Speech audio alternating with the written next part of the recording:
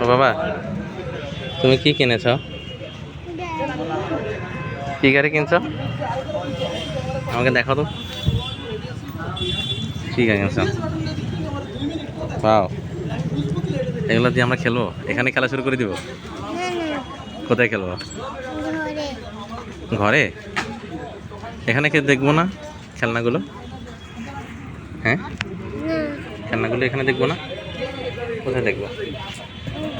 বাসায় গিয়ে আমাকে একটু দেখাও। হ্যাঁ, বাসা চালাবে?